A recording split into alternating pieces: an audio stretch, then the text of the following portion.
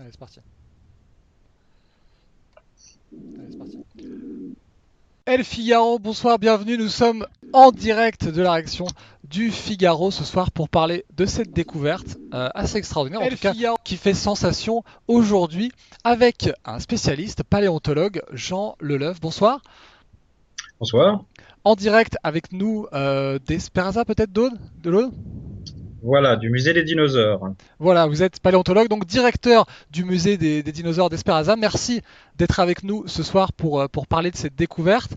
Donc cette découverte, justement, vous la voyez juste au-dessous de moi, juste au-dessus de moi, pardon. Elle est en photo de queue de dinosaures retrouvées dans de l'ambre. Jean Leleuf, est-ce que c'est quelque chose de fréquent de retrouver comme ça des morceaux, entre guillemets, des vestiges, des restes dans de l'ambre? Alors, des fossiles dans de l'ambre, oui, c'est fréquent, on en trouve souvent, mais on trouve généralement des fossiles Dans de d'insectes, l'ambre. des fourmis, des guêpes, divers, des araignées, aussi des arachnides pris dans de l'ambre. Parce qu'il faut rappeler que l'ambre, en fait, c'est une résine fossilisée. Ouais. Donc, ce sont des gouttes de résine qui coulaient le long des troncs d'arbres et qui, en coulant le long du tronc, ont englobé des insectes qui passaient par là. Et Donc, c'est fréquent de trouver des insectes fossilisés dans l'ambre. En revanche, ce qui est beaucoup plus rare, c'est de trouver évidemment des restes de vertébrés passés par là. Et Donc, les vertébrés, c'est beaucoup plus gros que les insectes en général. Et les morceaux d'ambre fossilifères font en général quelques centimètres de diamètre. Ça peut aller jusqu'à 15-20 centimètres, mais c'est pas des masses énormes. Hmm. Alors, on connaît quand même, on avait découvert avant la découverte Birman, des plumes fossilisées, des petits morceaux de peau de reptiles fossilisés dans des ambres du Mésozoïque, donc de l'ère secondaire. Ouais. Mais c'est vraiment la toute première fois qu'on trouve vraiment un morceau de corps de dinosaure avec pour être précis, un morceau de queue d'un tout petit dinosaure. Et alors justement, j'en profite pour saluer les gens qui nous rejoignent sur le chat pour vous dire que nous sommes en direct avec vous pour répondre avec vos questions. C'est pas moi qui vais répondre, c'est Jean Leleuf qui est spécialiste, qui est paléontologue. Et on a déjà des questions sur le chat et notamment une question de Tim qui nous demande comment les plumes peuvent être aussi bien conservées. C'est vrai que c'est ça aussi qui est fascinant quand on voit l'image qui est juste au-dessous de nous, c'est qu'on a vraiment l'impression de voir chaque plume qui a été conservée intacte. Oui, tous les détails de la plume sont conservés, comme tous les détails des insectes dans l'ambre d'ailleurs, les plus minuscules sont conservés. Donc ça, c'est le principe de cette fossilisation dans l'ambre qui conserve vraiment les détails les plus fins. Mm. Il faut quand même préciser une chose, c'est que à l'intérieur, on a en fait l'empreinte, le moule naturel de l'animal, mais les os ou la chair du dinosaure, la texture, même l'intérieur de la plume ou de l'insecte Mm. n'existe plus. Mm. On a vraiment sa forme, on a sa forme extérieure qui est parfaitement conservée, mais la matière interne de la plume ou de l'insecte, elle, a disparu au cours de la fossilisation. Et donc, faut pas s'attendre à retrouver des vaisseaux sanguins, de la chair, etc., à l'intérieur de ces fossiles. Et alors du coup, est-ce qu'on a une idée? Plusieurs personnes nous demandent sur le chat, notamment Elodie, Kevin, de quel type de dinosaure il peut bien s'agir, cette queue. Alors, oui, on a quelques idées là-dessus. Bon, déjà, c'est tout petit, hein. Le morceau de queue fait à peu près 3 centimètres de long, un petit peu moins de 4 centimètres, Exact. entre 3 et 4. Et il y a 8 vertèbres là-dedans. Donc, vous voyez, chacune des vertèbres fait quelques millimètres de longueur. Donc, c'est les restes d'un tout petit animal. On peut dire que la longueur totale de ce petit dinosaure devait être peut-être une vingtaine de centimètres, 20-25 centimètres, du bout du museau jusqu'au bout de la queue. Et d'après ce qu'on peut apercevoir des vertèbres, il appartient à une famille de petits dinosaures carnivores. Donc Carnivore, il faut d'accord. imaginer, voilà, un tout petit bipède C'est la taille d'un pigeon. Il faut imaginer un pigeon avec une queue, quoi, avec une longue queue. Ouais. C'est pas forcément C'est même l'image qu'on a des dinosaures à travers les films. Non, mais les dinosaures naissaient en sortant d'un œuf, n'est-ce pas? Et donc ils étaient tout petits quand ils naissaient. Alors là, on n'a pas la moindre idée concernant le fossile de Chine si c'est un adulte d'une espèce naine ou si c'est plus probablement un juvénile d'une espèce de plus gros prédateur. Alors Dylan sur le chat qui a peut-être vu Jurassic Park, évidemment ça évoque le film, nous demande est-ce qu'il est possible d'en extraire de l'ADN?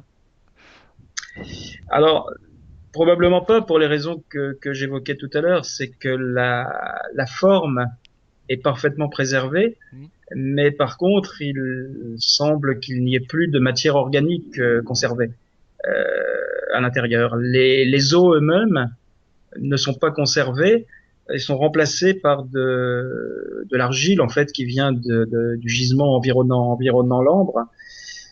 Donc, même si la préservation est exceptionnelle extérieurement, c'est vraiment ce qu'on appelle, c'est le titre d'un livre, les fantômes de l'ambre. Mm. La, la, la forme de chaque plume est parfaitement conservée, mais il faut pas, on n'a pas de chance en fait de trouver des molécules à l'intérieur, donc pas d'ADN. Tout ce qu'ont pu mettre en évidence les auteurs de l'article, c'est qu'il y a pas mal de fer dans le morceau d'ambre qui pourrait correspondre à des résidus de l'hémoglobine peut-être, Ouais. mais une molécule comme l'ADN, je suis désolé, mais non. C'est compliqué. Ça fait rêver, mais non, c'est pas encore le cas. Nassim, sur le chat, nous parle de la Birmanie. Donc il faut préciser effectivement que cette découverte provient de Birmanie et demande si c'est un endroit propice aux découvertes archéologiques pardon, concernant les dinosaures. Alors non, jusqu'à présent pas du tout. La Birmanie, pour les paléontologues, ça a été surtout ces dernières décennies beaucoup de beaux mammifères fossiles du tertiaire, Mhm. mais absolument rien en céphalogramme plat au niveau des dinosaures.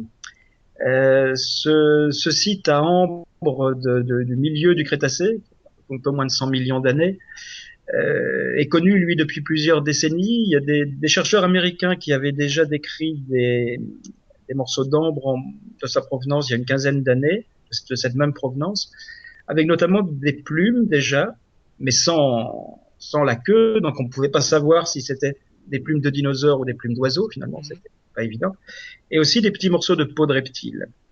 Mais c'est un site qui commence seulement, ou qui va commencer seulement à être regardé, étudié scientifiquement, euh, pour autre chose que les insectes fossiles. D'ailleurs, on peut imaginer maintenant que tous les grains d'ambre sortant de ces sites birmans vont être scrutés, regardés de très près pour voir s'il n'y aurait pas d'autres fossiles extraordinaires comme ça. De ce Après, c'est type, des ouais. sites qui sont exploités depuis plus de 1000 ans, hein. C'est Ouais. depuis plusieurs millénaires pour la joaillerie. Priscilla nous demande comment est-ce que cela a pu se conserver dans une pierre et Nassim complète en demandant comment se fait-il que l'ambre ait de telles propriétés de conservation. Mais c'est en fait une résine naturelle. Mhm. Donc ça se conserve très bien et puis ça prend surtout un moulage extrêmement précis des objets que ça englobe. Comme c'est un liquide au départ, ça va vraiment mouler beaucoup mieux finalement une fourmi ou un petit morceau de queue de dinosaure que une roche sédimentaire classique, même si le grain de la roche est très fin, ce sera jamais aussi précis que l'ambre. Ouais. On a beaucoup de questions sur les plumes. Ça intrigue beaucoup nos internautes, effectivement, les dinosaures à plumes. Et une question de Clémentine notamment qui nous dit pourquoi est-ce qu'on voit justement des poils, des plumes, alors que c'est censé être un reptile?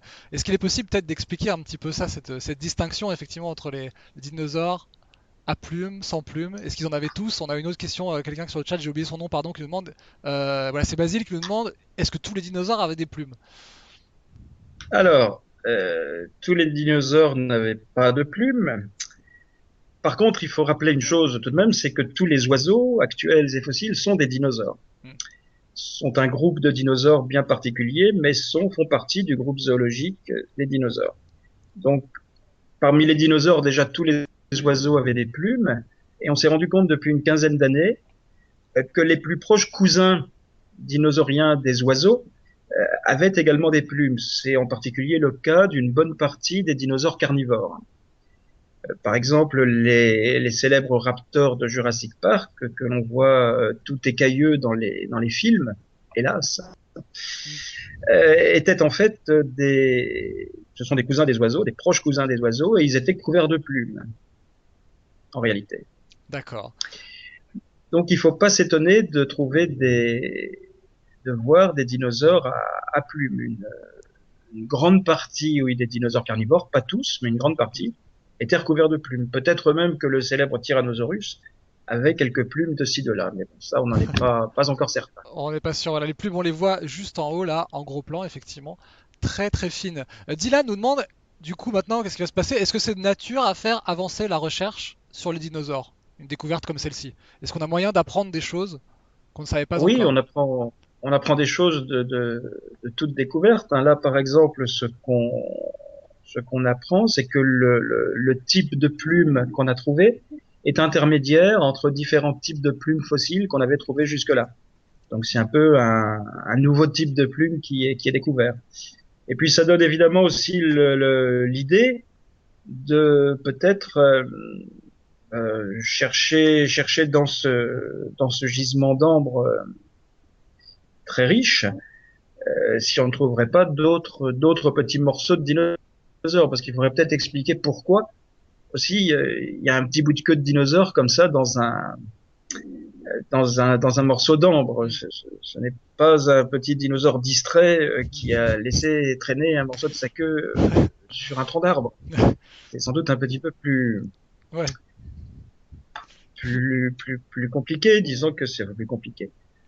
C'est probablement un petit animal qui est mort pour une raison ou une autre et qui a dû être, dont le cadavre a dû être éparpillé par peut-être probablement même des fourmis ou d'autres insectes qui ont déplacé les petits morceaux du cadavre desséché. On voit que l'animal s'était desséché avant d'être fossilisé.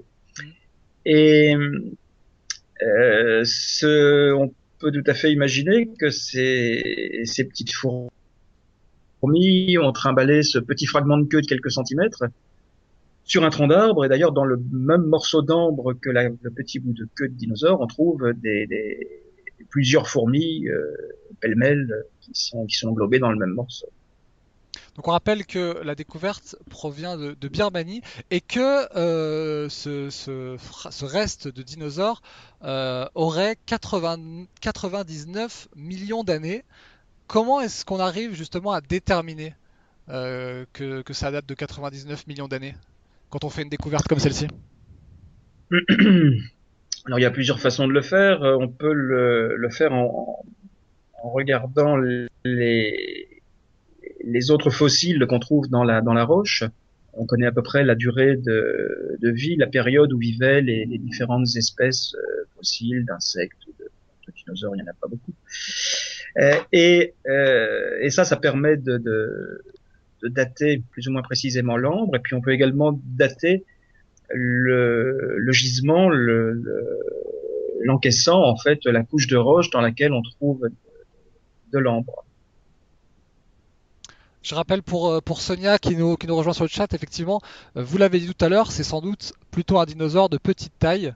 Vous le Tout décrivez. petit, oui, très Ouais, très petit, minuscule. ouais, minuscule, pas du tout un tyrannosaure comme certains le disent sur le chat. Non, un morceau de queue de tyrannosaure dans un grain d'ambre, ça c'est beaucoup moins plausible. Ça serait compliqué, donc plutôt voilà une vingtaine de centimètres pour ce dinosaure-là. Ouais, alors Clémentine nous demande comment s'appelle ce dinosaure. Difficile de déterminer vraiment que c'est celui-ci. Non, non, il n'a pas de nom, on lui a pas attribué de nom d'espèce parce que bon, il y a vraiment qu'un tout petit morceau, quelques vertèbres mal conservées et c'est pas suffisant pour être précis, pour pouvoir dire précisément à quelle espèce ça appartient. Même la famille précise de dinosaures carnivores, c'est pas vraiment évident. Mais c'est bien un dinosaure carnivore. Mais c'est bien un dinosaure carnivore, ça, on en Voilà, est certain. Du coup, tout à vous, fait. voilà, vous qui êtes paléontologue, directeur du musée des dinosaures d'Esperasa, on le rappelle pour les gens qui nous rejoignent, ce type de découverte-là, euh, qui a un grand écho dans la presse aujourd'hui, qui visiblement intéresse beaucoup de monde encore ce soir sur le chat. Comment est-ce que vous les recevez, vous? Comment est-ce que vous les vivez? Est-ce que pour vous c'est quelque chose d'excitant? Est-ce que vous dites ça va relancer les recherches, des choses comme ça? Ou est-ce que finalement c'est quelque chose que vous voyez régulièrement? Oh, une découverte comme celle-là, c'est pas tous les jours quand même. Hein. Ouais. C'est vraiment quelque chose de très amusant, de tout à fait exceptionnel.